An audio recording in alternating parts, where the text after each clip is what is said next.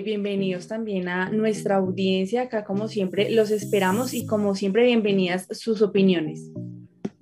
Bien, pues vamos a tratar un tema que me parece que es algo complicado porque emerge de la realidad de muchos países que integran Latinoamérica. Trataremos de hacer un análisis de lo que son las implicaciones, más que las implicaciones, cuáles son los sustentos de los gobiernos, políticamente hablando, de los gobiernos en Latinoamérica, que yo creo que la realidad que estamos viviendo ahorita, que aunque surge desde épocas precortesianas, por supuesto, es cierto que a partir del siglo XX evoluciona y a partir del siglo XX yo creo que se ha visto nacer en América Latina las más diversas interpretaciones de la realidad social, económica y política. Los distintos países y sociedades han dado cobijo a las ideas más dispares sobre lo que constituye su razón de ser, sus orígenes, su situación actual y su futuro. Y podríamos mencionar el nacionalismo revolucionario, el desarrollismo, el socialismo y comunismo. Han sido todos estos referentes permanentes de una acción sociopolítica, quienes los han abandonado, o los han abanderado, ¿no? Este abanderamiento ha sido en las élites intelectuales, sino no solamente allí, sino en amplios grupos sociales que se han movilizado, que se han organizado y que han sacrificado en pro de la realización de los ideales prometidos.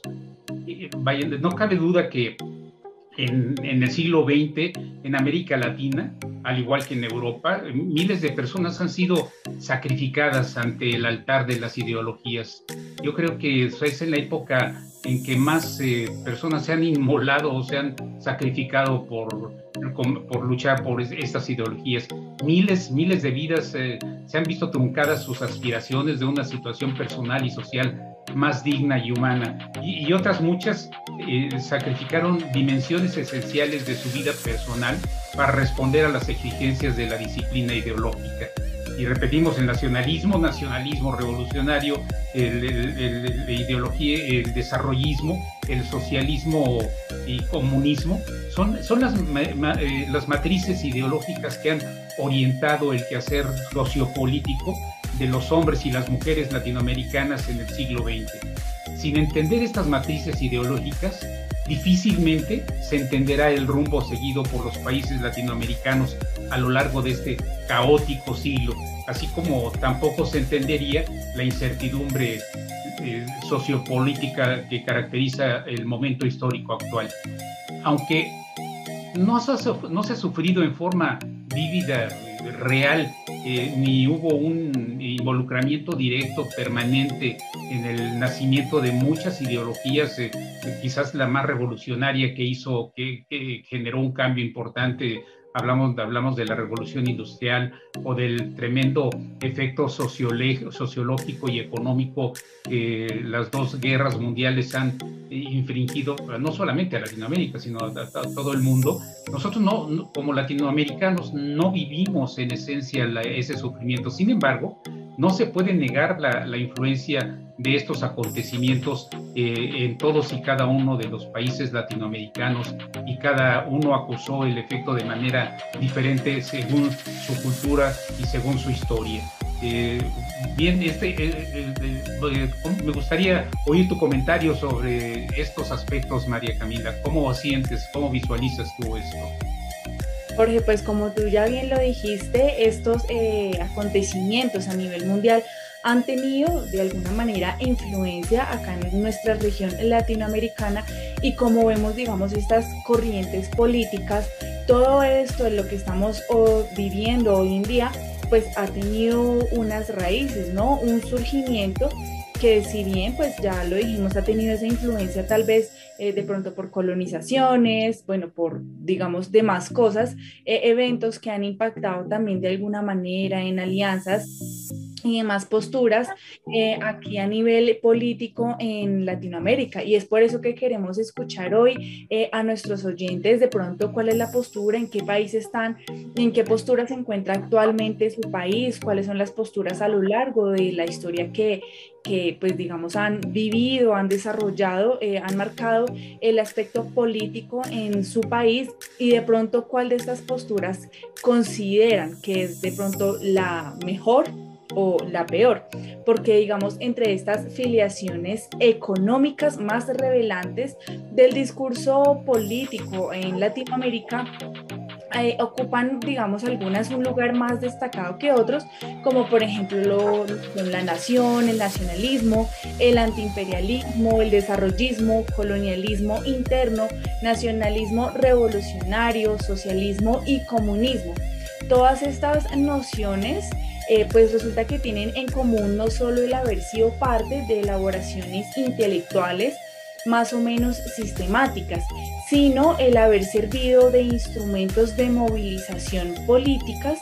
Así, pues digamos que América Latina se ha visto presente, digamos, como estas corrientes ya sean que han surgido por algunos intelectuales en Europa, demás corrientes, que no solo pues que han tenido grandes esfuerzos para articular los conceptos aludidos, para lograr formar una cosmovisión coherente de la realidad social latinoamericana.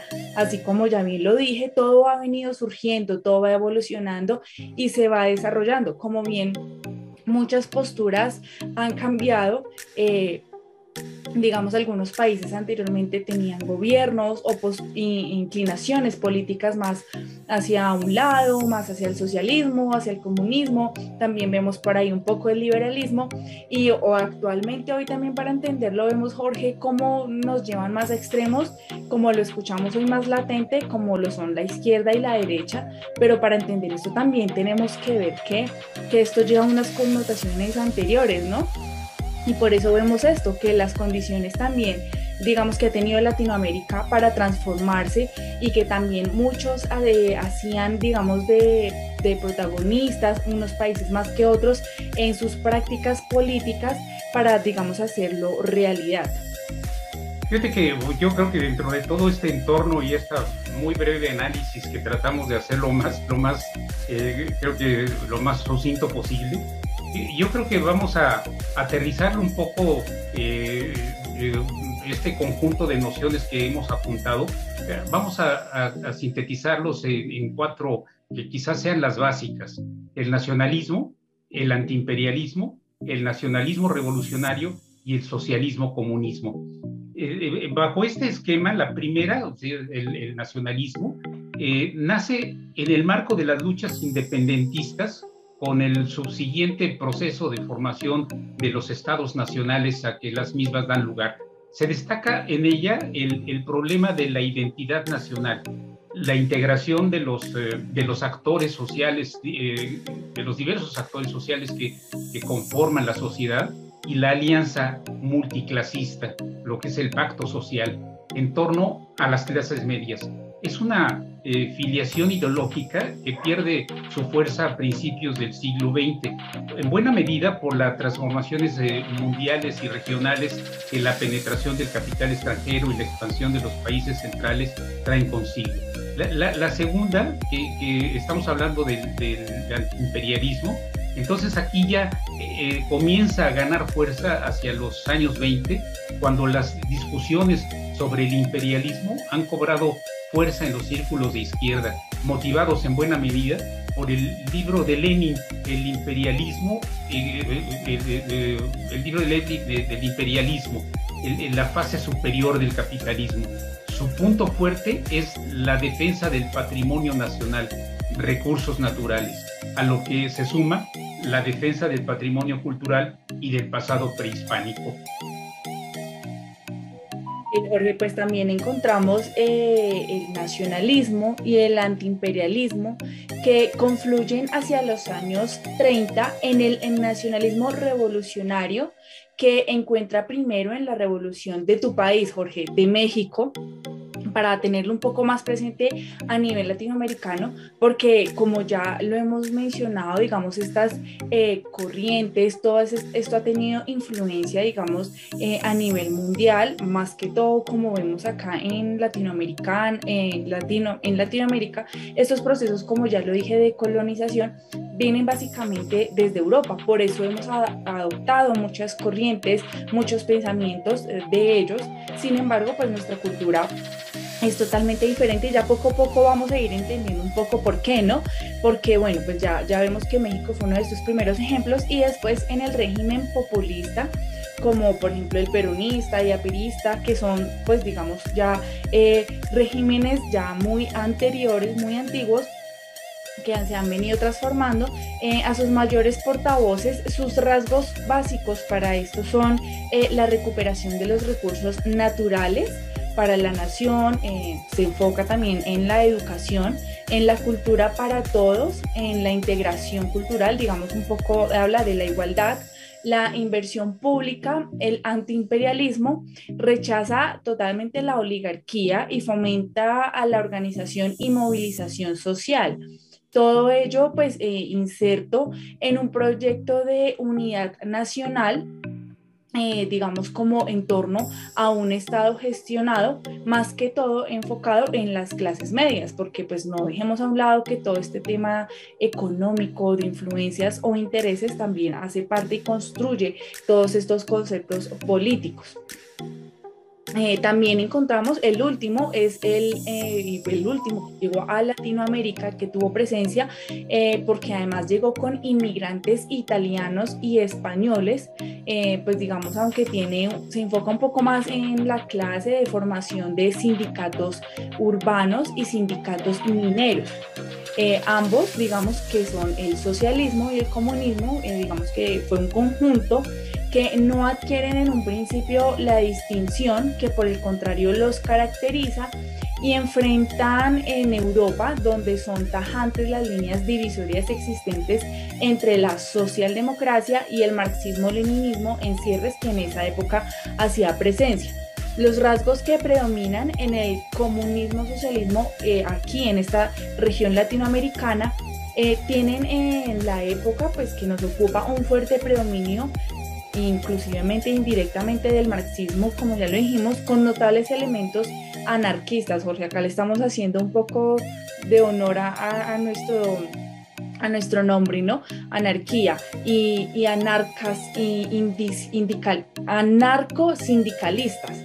Es decir, que las clases obreras digamos, en este movimiento toman un poco más de fuerza de voz, donde de este modo, para esta afiliación ideológica, la dinámica social se explica por la lucha de clases, la oposición de la clase obrera al desarrollo capitalista y la penetración imperialista, que hace que la lucha contra el capitalismo sea una lucha más que todo contra el imperialismo, ¿no? Entonces acá se torna un poco más como la lucha económica.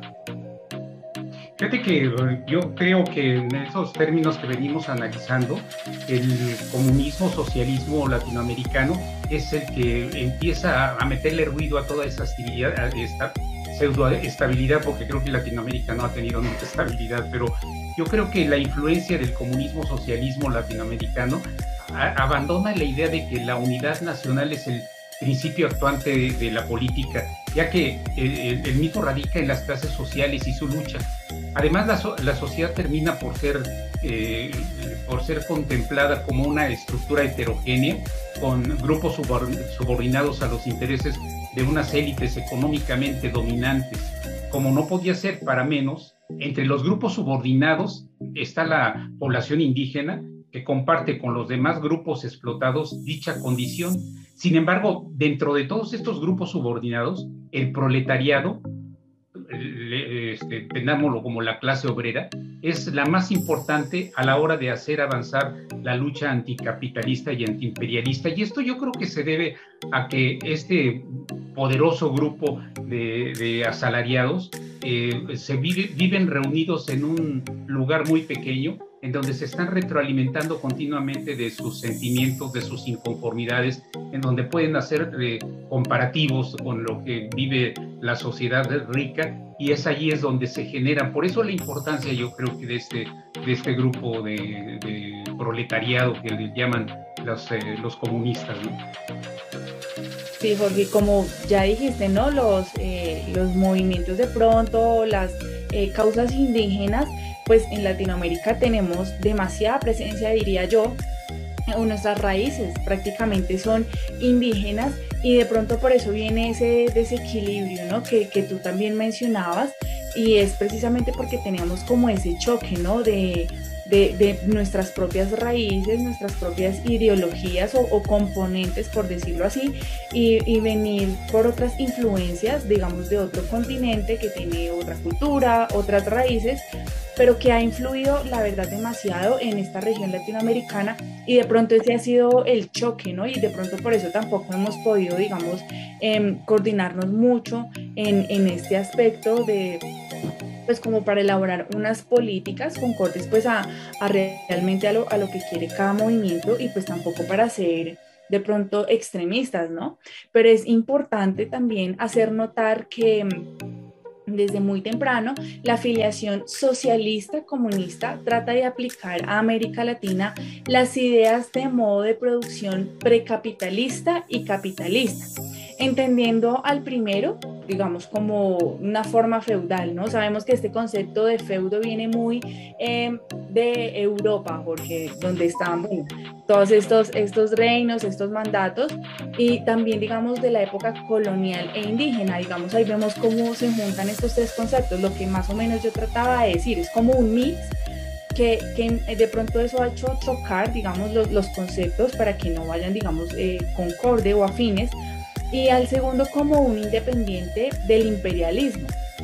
Ello introduce una novedad respecto a la ortodoxia que comienza a propagarse desde Rusia bolchevique, desde donde suele hablarse allí más que todo de un capitalismo y un proletariado, que igualmente pues novedosa de pronto puede ser esta idea de un actor indígena, cuando la ortodoxia insiste en que solo hay una clase revolucionaria, que en ese entonces pues digamos que la primera clase que digamos alzó su voz fue la clase obrera, que es la única depositaria realmente que ha marcado una transformación social.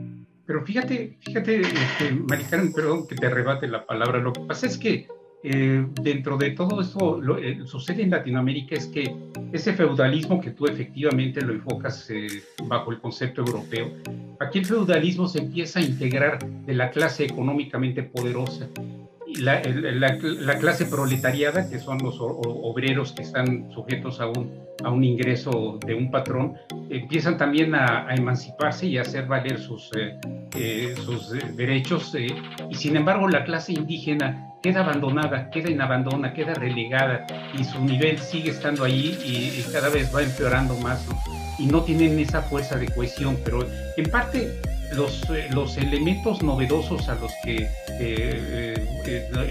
hemos recibido del socialismo, comunismo, a la hora que se traducen en latinoamericanos, tienen dificultades para ser aceptados por el movimiento comunista internacional, y todo esto porque somos culturas diferentes, ¿no? Y en cuyo seno, en el comunismo internacional, la determinación de quién es un verdadero comunista y quién no lo es depende cada vez más de los dirigentes rusos, que son los que lo califican.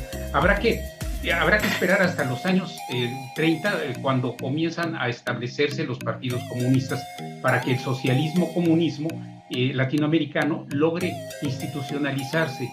Ello obviamente supuso aceptar las 21 condiciones impuestas en la Tercera Internacional a sus nuevos miembros, con el subsiguiente abandono o paso a segundo plano de los elementos más polémicos de la visión de la realidad de los socialistas comunistas latinoamericanos, que apenas se empezaban a abordar, ¿no? Esto es lo que sucede, se relega al comunismo latinoamericano, ¿verdad?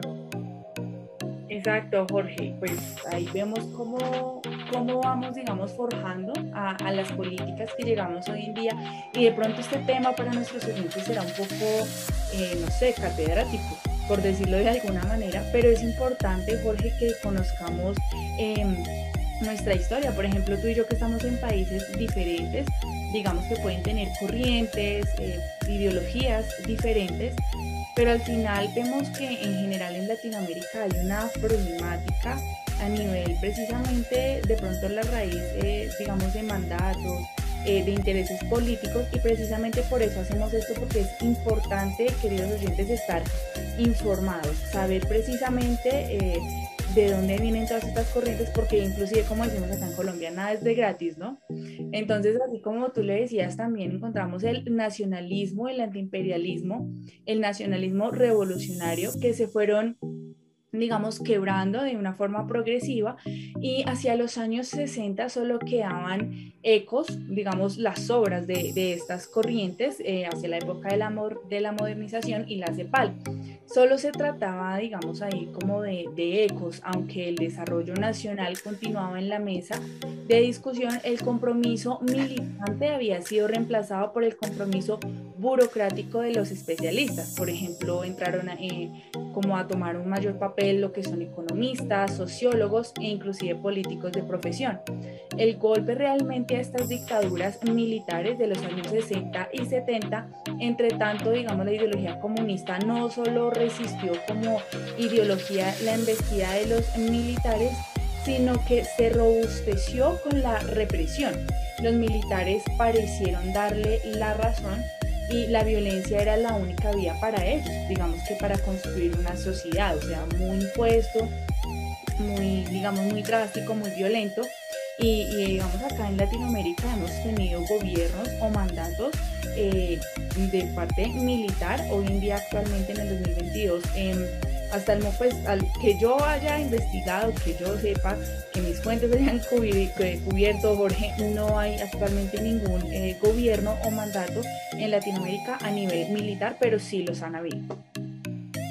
Bueno, pues sin embargo siempre está la amenaza, ¿no? Y yo creo que allí destacaría el caso de Cuba y Venezuela, que hacen valer vamos a llamarle entre comillas la estabilidad, ¿no? La sustentan en un poderío que tiene poco con el militarismo, lo que... En sí, que la fuerza es el poder, pero no es así. Sí.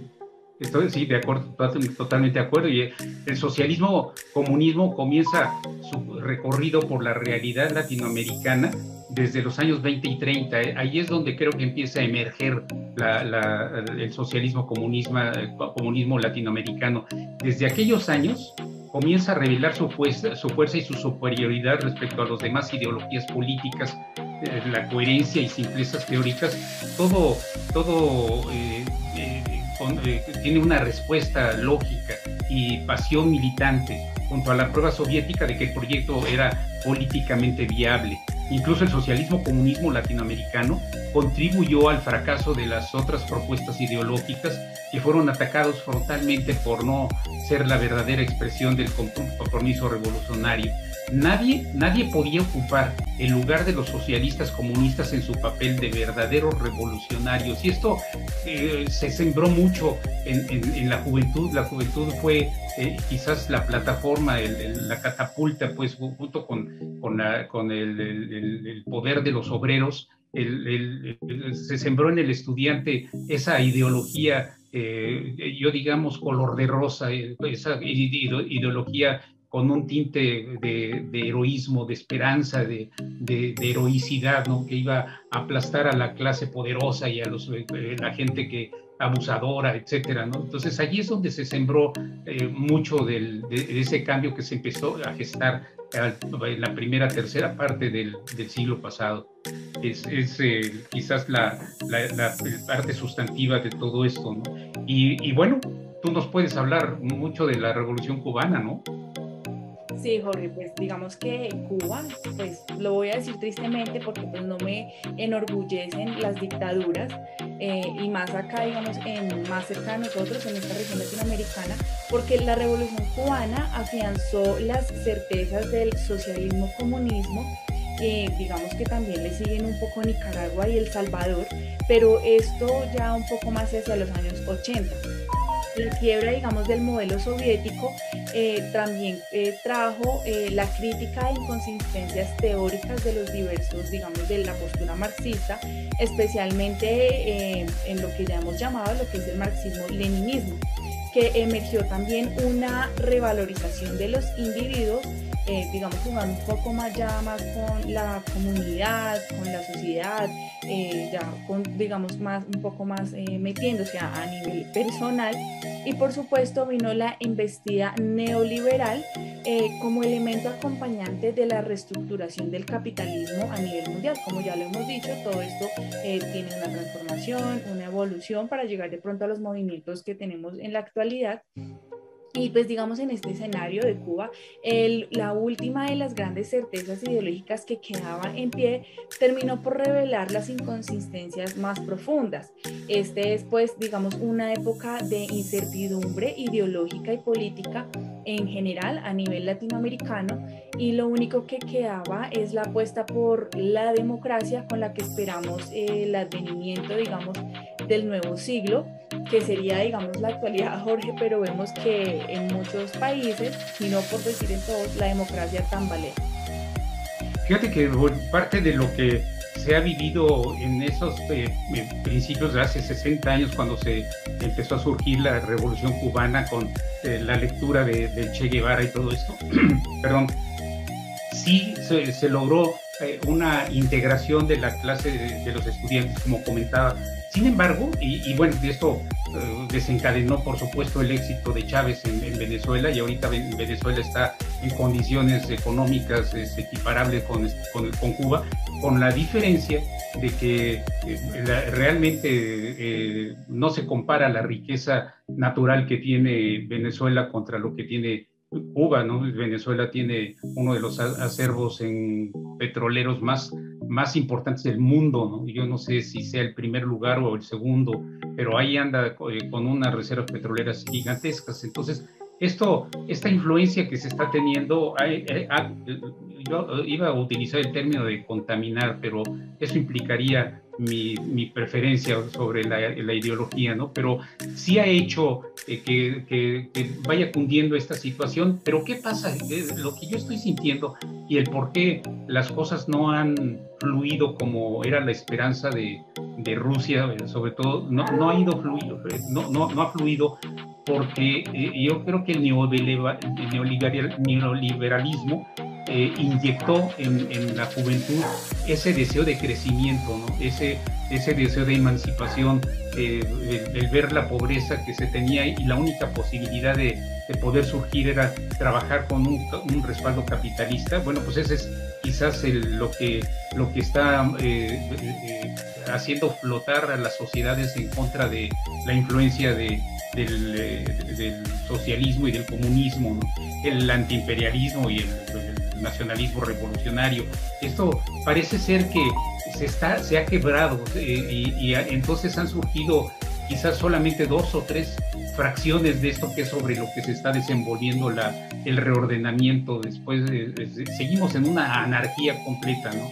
Pero a nivel práctico político fueron proyectos que se hicieron o estuvieron a punto de hacerse del poder, y a nivel teórico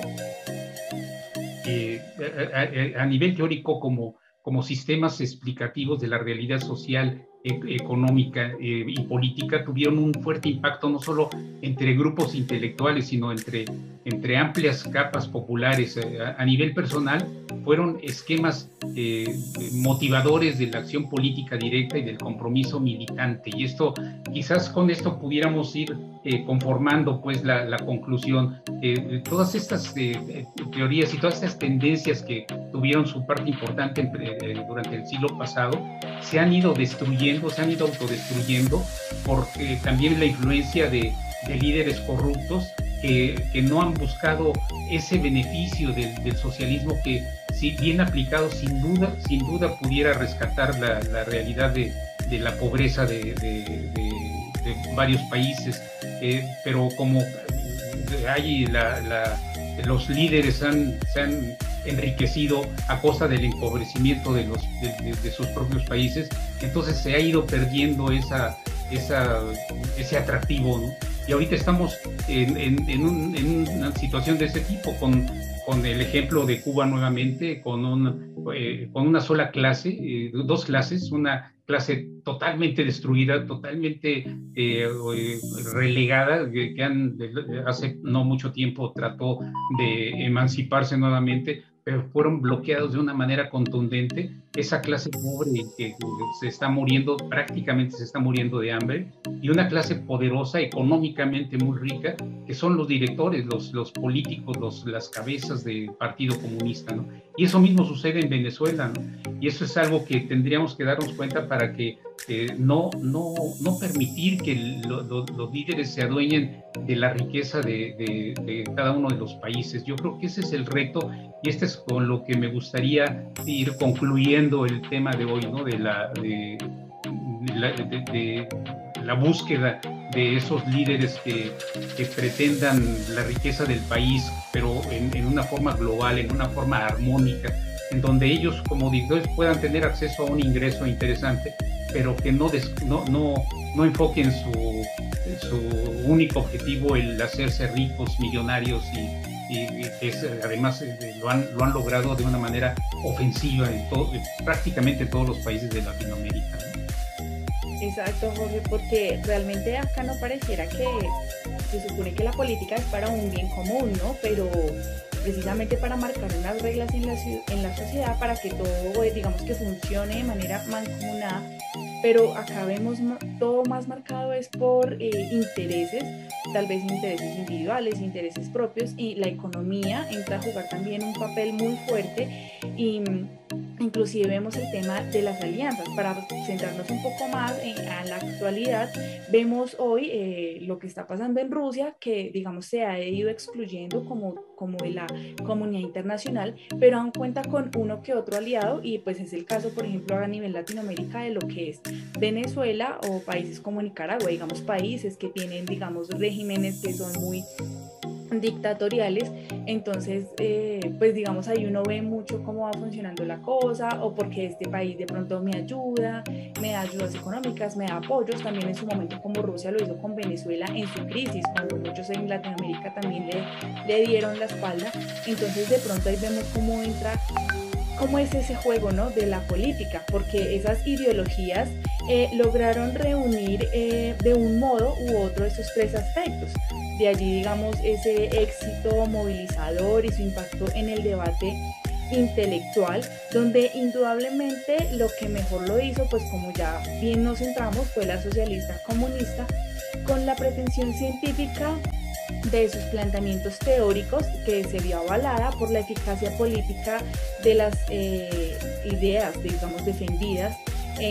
Como ya lo dijimos también, digamos, un claro ejemplo de eso, ya un poquito más lejano, es lo que es las repúblicas socialistas soviéticas, y ambos aspectos, digamos, tanto el conocimiento y la eficacia fueron combinados por una pasión sin límite de sus militantes, quienes siempre estuvieron seguros de la justicia de su causa, de la legitimidad de los métodos aplicados para lograr sus objetivos, y digamos así tener un gran triunfo de esta corriente y tener así mayor influencia. Entonces, digamos, eso es un poco de los movimientos que hemos tenido acá en Latinoamérica, Jorge, y como ya lo dijimos, oyentes, queremos ver su opinión, cuáles de estas corrientes de pronto están un poco a favor o en contra, para ver de pronto también o entender cómo se va a ir moviendo la cuestión política más adelante acá en este sector de Latinoamérica.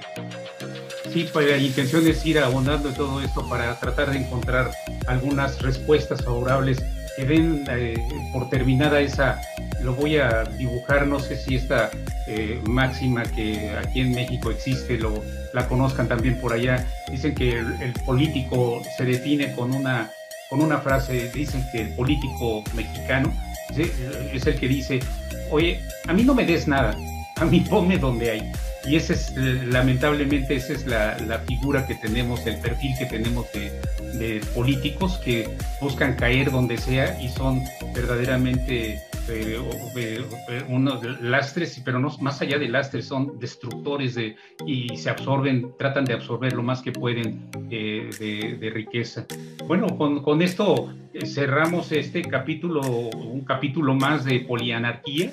Esperamos cuando menos haber abierto algo de inquietud, y sí les agradecemos mucho, les agradeceremos mucho que nos hagan, como decía María Camila, nos hagan llegar sus inquietudes y poder convertir esto en un canal de comunicación más que en un programa transmisor de ideas, y podamos establecer ese canal de comunicación en donde podamos enriquecernos mutuamente. Les agradecemos mucho su atención. Para nosotros ha sido un verdadero gusto haber podido compartir con ustedes un tema de tanta trascendencia y de tanta inquietud en lugares donde estamos. Muchas gracias por su asistencia. Gracias, María Camila. Los esperamos para la próxima. Polianarquía.